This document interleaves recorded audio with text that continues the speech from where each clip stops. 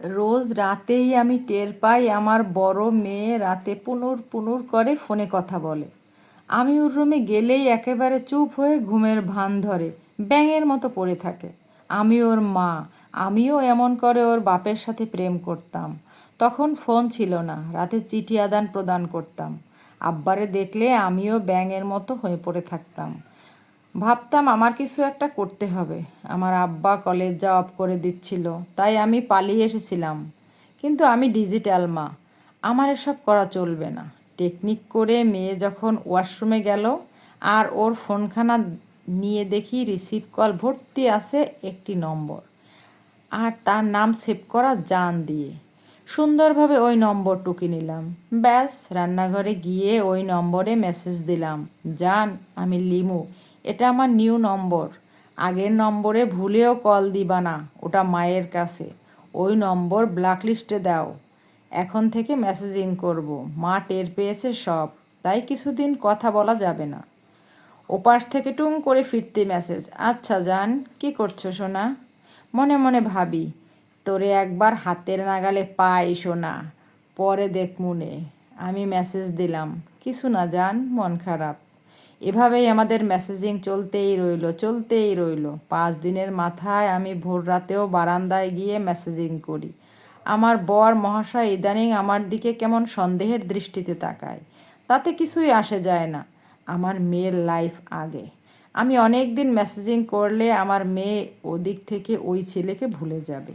ইদানিং আমার মেয়েকেও মনমরা দেখি, নম্বর ব্লক লিস্টে দিয়েছে কিনা।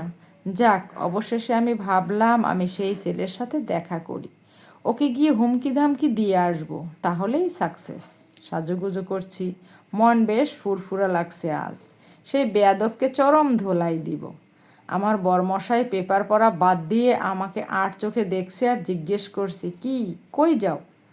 ওকে বললে ও ব্যাপারটা নিয়ে হাইপার হবে, তাই বললাম বাজারে কিছু কেনার আছে। এই বিকেলবেলা? তো মধু নাই বাসায়? তুমি তো জানো সকালে খালি পেটে আমি মধু খাই, ডায়েট আছি তো। বাসা থেকে নেমে পার্কে গিয়ে দাঁড়িয়ে আছি, অল্প বয়সী কাউকেই দেখছি না, কিন্তু আমার বরের চেয়েও বয়স্ক লোক আমার পাশে ঘুরঘুর করছে। ফোনটা হাতে নিয়ে আবার মেসেজ দিলাম, কই তুমি? ওপাশ থেকে মেসেজ না দিয়েই কল দিল। আমি রিসিভ করে চুপ করে আসি। কি অদ্ভুত, আমার পাশে দাঁড়ানো লোকটির কানেও ফোন, আর আমার দিকে শকুনের মতো তাকিয়ে আছে। আমি কেটে দিয়ে আবার কল দিলাম। আমি আরও শিহরিত হলাম, ফোন বাজছে ওই লোকের হাতে।